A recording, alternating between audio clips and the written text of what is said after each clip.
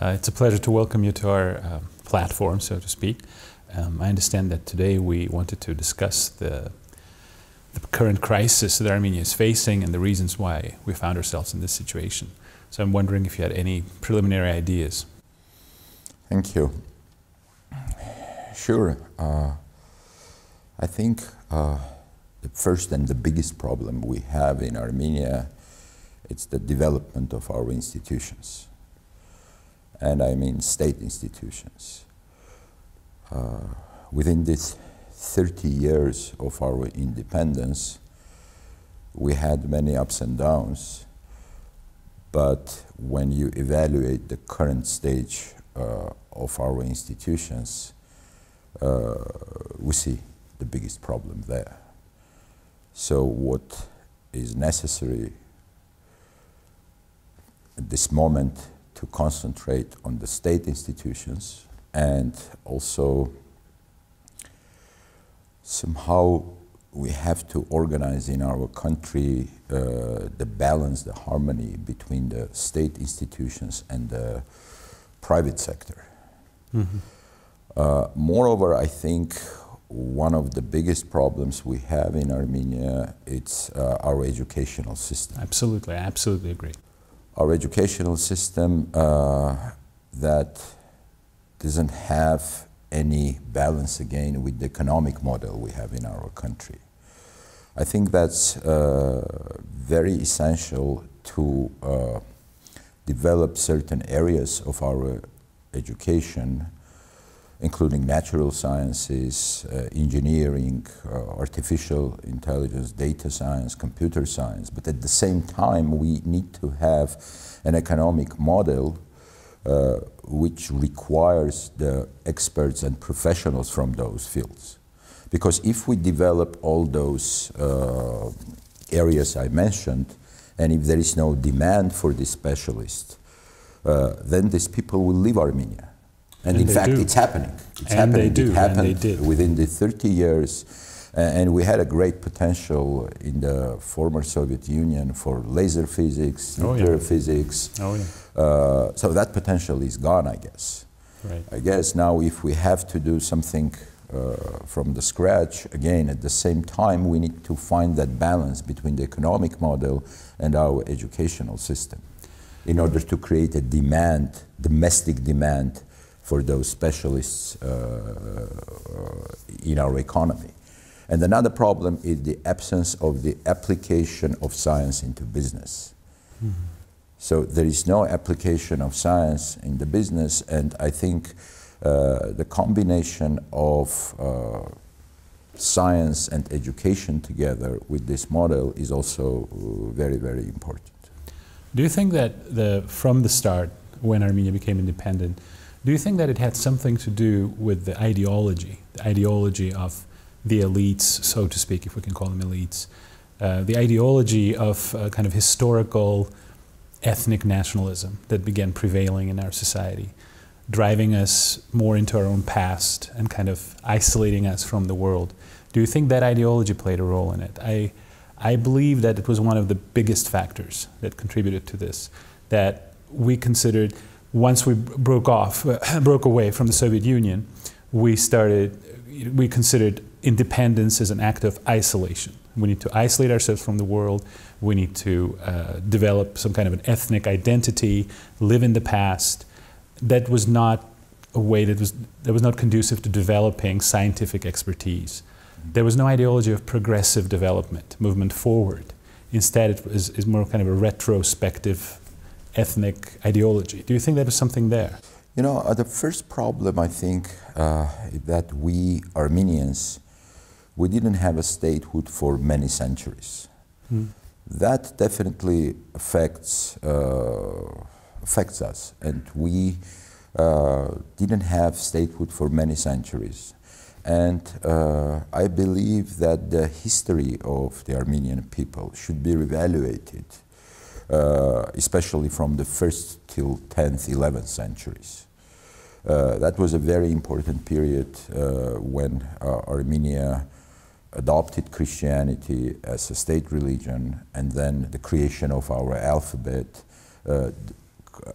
those are important aspects of our identity.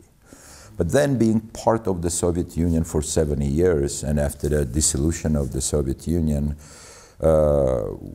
we were pretty successful in the very beginning when you compare post-Soviet Armenia with other former Soviet Union republics. For example, with Georgia, Azerbaijan, some Central Asian republics.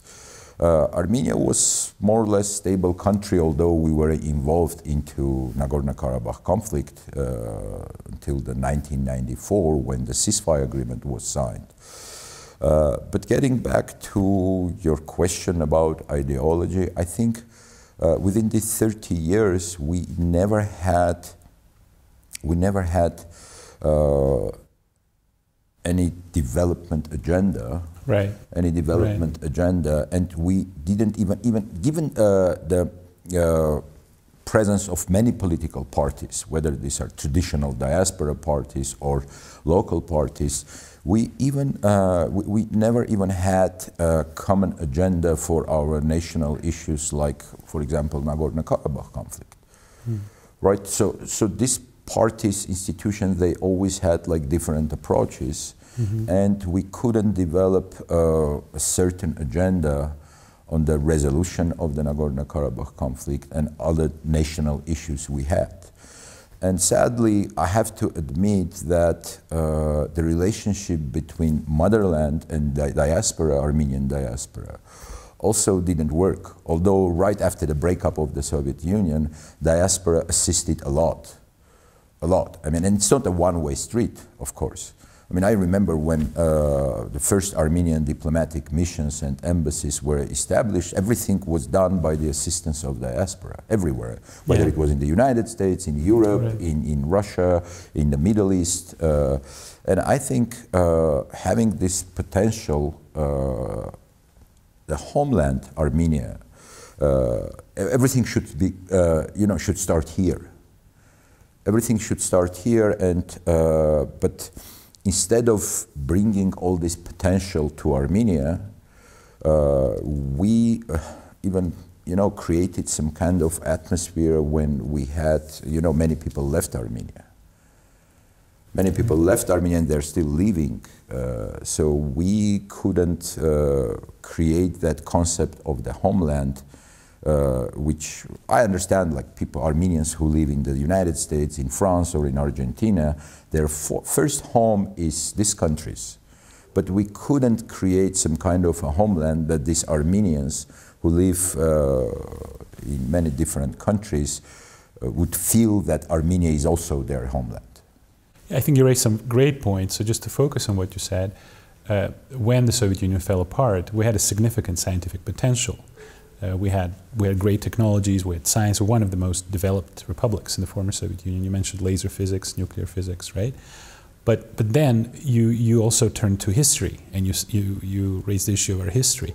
Do you think part of the problem is that we're so used to being defined by our past, and we're talking about history all the time, perhaps too often, and not focusing on what we have now and what we'll have in the future? Because you mentioned that we had science, we had biology, we had chemistry, we had physics, we had a great scientific potential, but somehow that was not as important as the fact that we're an ancient country, that we have a long history, etc. Do you think that somehow we're defined by our past more often than we're defined by our present and the future? Because people are not talking about what will be, they talk about what has been. Don't you think that's part of our problem? I agree with you 100%, absolutely. Focusing on our past, it's one problem. And another problem, I think, that we are concentrated too much on our enemies. Right. So the concentration of our nation on these problems related to so-called enemies like Azerbaijan, Turkey, created also some additional obstacles for the development of our nation. When we focus on our enemies too much, sometimes we forget that our first enemy is us.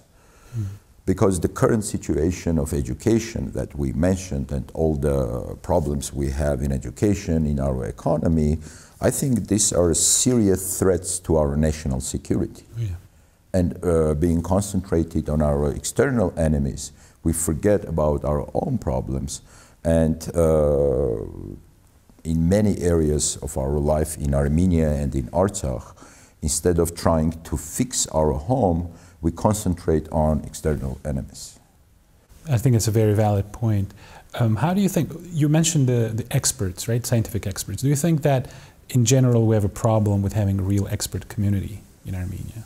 And how do you think that has something to do with the way the policy, the government, perhaps business, interacts with academia? I mean, you have worked abroad for many years.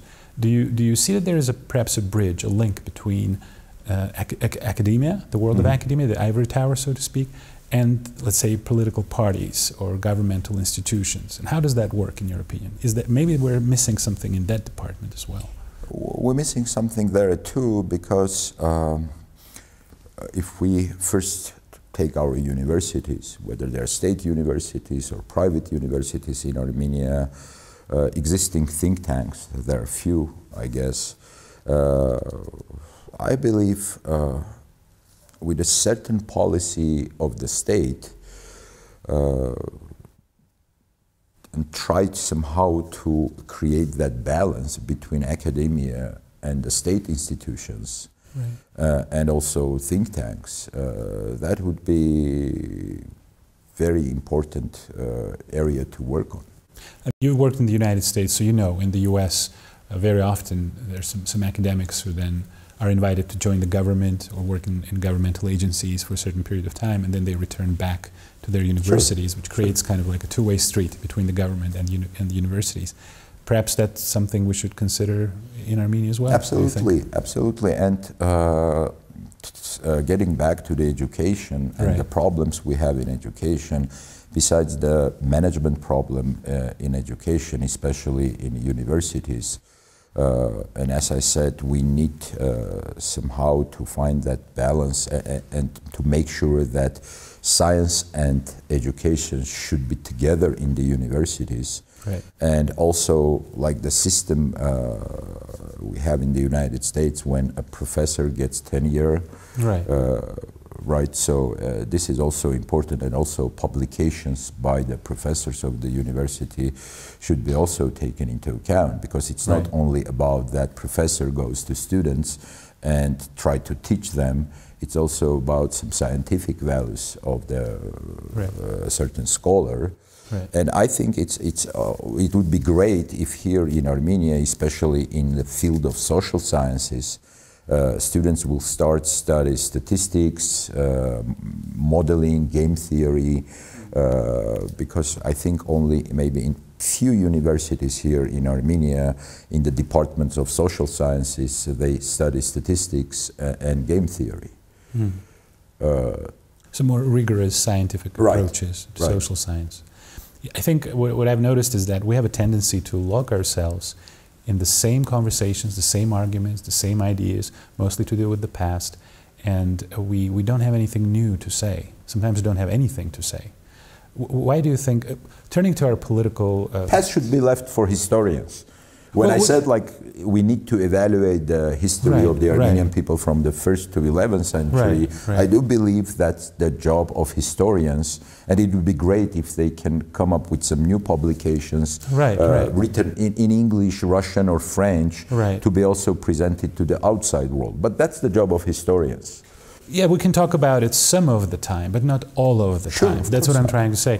And turning to our political community, if you can use that term, the difference we discussed earlier with my colleague is that in the Western model, in the West, in the United States, in Europe, you have political parties, there are institutions, they have a group of people, there's a certain competitiveness inside of that group, there's a political competition among the members of the group, they have an ideology, a certain ideology, and a program behind them. Here, it seems like when you talk about political parties, you usually talk about one person and his entourage. That's true. So how come? Why does this happen, and how can we change it, and why is this a problem? Political parties in Armenia, you're right, I agree with you, they're not institutions. Right. And you're also right that there is one person, the leader of certain party, right. and there is his entourage. So regretfully, within the 30 years after the breakup of the Soviet Union, we do not have any parties that work as institutions, and they do not defend the rights of certain parts of our population. I don't see any party that supports big business or small and medium business, or parties which work with students, universities, or any other parts of our population. Or agrarian parties, peasants' parties, workers' parties, whatever. I think we need some time for that. We need some time for that, but at the same time, 30 years was a pretty long period, right? So, and unfortunately, you know, problems we had within political parties and problems between the parties and the elections, maybe that political culture has not been developed in Armenia, given the fact that we didn't have statehood, we didn't have independence for many centuries, and then this last 70 years we were a part of the Soviet Union. Since when you compare also this domestic politics in other former Soviet Union republics, many of them, they face the same issues. But at the same time, when you look like at the elections we had in Armenia, we had like four leaders, right? So many former Soviet Union republics, they don't have that. Okay, I guess that's some comfort. But during the last election, what I noticed that most people were in apathy. I mean, if you look at the numbers, if they're reliable, a large part of the electorate just did not vote at all. They were in apathy and they didn't want to participate in it. And for some people, for many people, it was just a matter of choosing between one evil and another evil, or one person and another person. The question was, who was worse? I mean, most people I talked to, you know, the former leaders, this one term we use here a lot, and the current group that is in power. So for them, it was a question of this person versus that person. It was not a question of choosing between two different programs of development or ideologies or worldviews or some even specific proposals on how to take ourselves out of this swamp that we're in. So do you think that that's also a problem, that we're choosing between people, not between ideas? Of course, it's another tasks. problem. It's not a problem because if those political parties we have do not support certain parts of our population, and after the Second Karabakh War, people are still sad and angry. Although, you know, it's going to be very soon 2 years, but majority of the Armenian people, they're angry because of the outcome of that war. And we may have another one, apparently. So, well, where do we go from here? I mean, you talked about education, fixing the education system. That's going to take decades. That's a very long time. But we have to start today. We have to start today. And not only education, we have the same problems with the healthcare.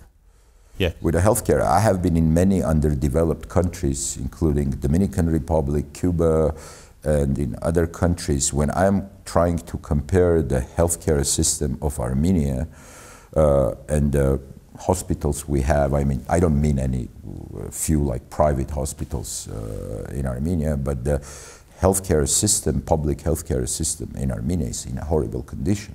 When I'm comparing with Cuba or Dominican Republic, I can state clearly that they have better system there than here we have in Armenia.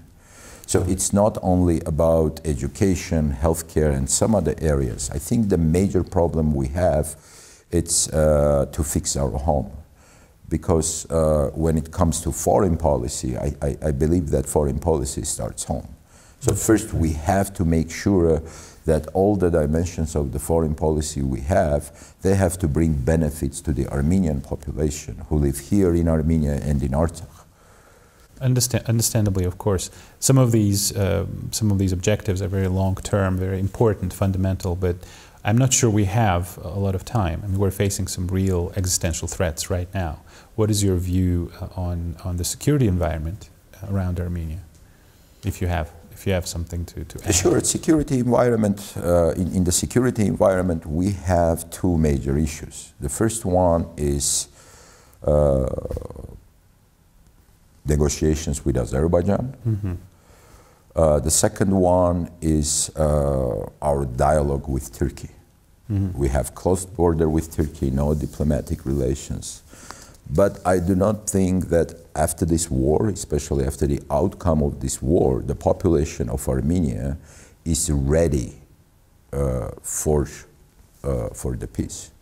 I don't think so, because the consequences of this war are going on. We are going to face more. It's not only about 4,000 soldiers we lost during this war, and it's not only about those lands we lost in Artsakh. It's about development of Armenia. Of course, we wouldn't be able, I think, for a very, very long time to forget what happened after the Second Karabakh War. Especially for me, the main issue is the loss of those young boys and the territories. But I don't think Armenian population today is ready for this peace process. Do you Majority of the population. Especially when it comes to the peace with Azerbaijan, after the outcome of the Second Karabakh War, this could be a very dangerous situation. We need maybe some time and to understand, maybe to reevaluate our foreign policy. And when it comes to the relationship with Turkey, yes, the border is closed. We don't have any diplomatic relations, and it seems there are some good signs from Turkish side in order to establish these relations, but they had many years preconditions to open this border and to establish diplomatic relations. Their main precondition was to have some progress, at least some progress in Nagorno-Karabakh conflict, and then they always said to us that we would be ready to open the border. But I think the key to the establishment of relations between Armenia and Turkey is still in Baku. It's still there, and that's why I don't think that now we have to have this open dialogue. There are some preconditions we can also put on the table. Do you think part of the problem is that when our the group that's in power today, when they're trying to explain their policy, that there's some contradictory messages? That on the one hand, we see an effort to be friendly and open to Turkey, and on the other hand, we see things like the Turkish leadership expressing its full support for Azerbaijan's efforts, for example, deport the inhabitants of our Armenian villages. So it's a little bit bipolar. On the one hand, you're trying to be nice and friendly. On the other hand, your opponent is advocating basically ethnic cleansing. I mean, it's very hard to reconcile that. And second of all, perhaps it would have been easier to approach this if we knew what the conditions were, because we don't know what the conditions of this peace are. I think it's very important to talk to Turkey. Right. When I'm saying that our population is not ready for that peace, it's a different side of the coin. But first we have to talk to Turkey, because if we don't, then third parties will talk on our behalf.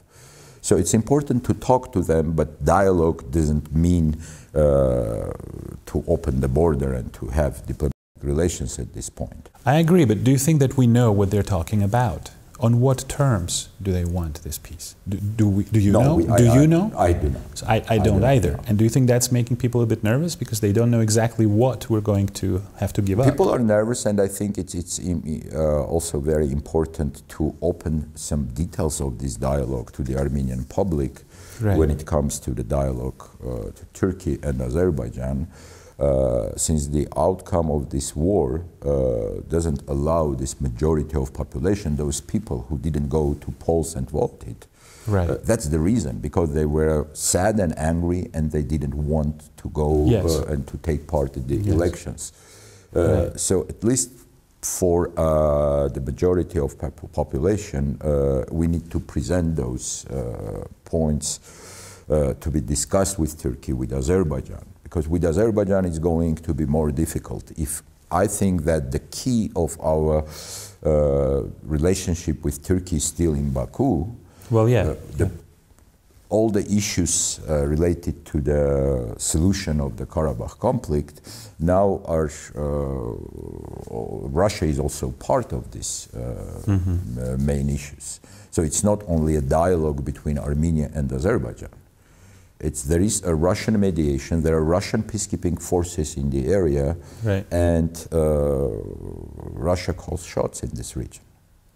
Right. Do you see any place for compromise, given that it appears that the Azeri leadership doesn't recognize the existence of Karabakh? For them, it doesn't exist. The population is not there legitimately. They have been brought in by the Russians, that's what they're saying. Therefore, they need to be removed. Mm-hmm. Are we ready to accept ethnic cleansing of the entire Karabakh I don't think population? so. Azerbaijan has two major goals now. Right.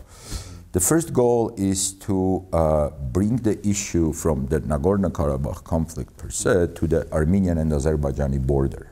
Mm-hmm. To show also to the international community that there are problems between these two countries on the border, since we haven't started the process of delimitation of the borders. That's their goal, to bring the issue to the border, to the Armenian-Azerbaijani border, to present this conflict to international community as a conflict between Armenia and Azerbaijan. Yes. Because before, over territory, the issue has been presented to the international community as the right of self-determination of this group, of yes. Armenians who live in Nagorno-Karabakh, who right. always live right. there. And so now they're trying to move this, to shift this issue to from the right of the self-determination of Armenians and the security issues, because Azerbaijan cannot guarantee the security of Armenians who live in Nagorno-Karabakh to the border. Right. The second issue, of course, since Azerbaijani leader announced many times that the conflict has been already resolved, I think they would try to make sure that to create some conditions that Armenians will start leaving the Nagorno-Karabakh. Oh, they're doing it right now. Yeah, yeah. So turning when off their there are gas no supply. Armenians in Artsakh, then there's no Artsakh problem. So the same recipe that was used for the Armenians in the Ottoman Empire, just get rid of them. Then right, there's so no, it's very there's no simple. problem. Like there are no Armenians, but right. at the same time, the presence of Armenians in Artsakh right. also is important for Russian peacekeepers. Right. Right. If there are no Armenians in Artsakh, then there is no need for the presence of Russian peacekeepers. My last question would be, how do you read the relationship between Russia and Turkey right now? It's a bit contradictory for me. I mean, there are elements of partnership and cooperation, there are elements of competition and conflict. It's a very difficult one to read. Maybe we should consider two separate dimensions when it right. comes to the relationship between Turkey and Russia. First of all, they make money together. The trade volume between Turkey and Russia is more than $25 billion, and it had the potential to reach to $100 billion. This is number one. Number two, Turkey is a client to buy from Russia, S-400, I'm sorry. Right. And plus they have Turkstream, Blue Stream, all those gas pipelines going through the Black Sea to Turkey, and Turkey is becoming also a regional hub and regional energy hub, getting this gas from Russia and transferring further to the European Union countries, Bulgaria, Romania, etc. Russia is also financing the construction of nuclear power plants in Turkey. Right. So, and of course, these dimensions of their cooperation I mentioned are important for both countries because both of them, they make money on these projects and many other projects. But at the same time, there is a second dimension that's a geopolitical, where they could have lots of contradictions and problems. How they would be able to balance both of them, given the current geopolitical situation in Europe, security issues in Europe, given the war with Ukraine, and problems with Syria, etc. I think at the end of the day, these two dimensions would be evaluated by both countries, and they will come to some mutual understanding. Okay. All right. Thank you so much for sharing your thoughts with us. It's been a pleasure. Thank you.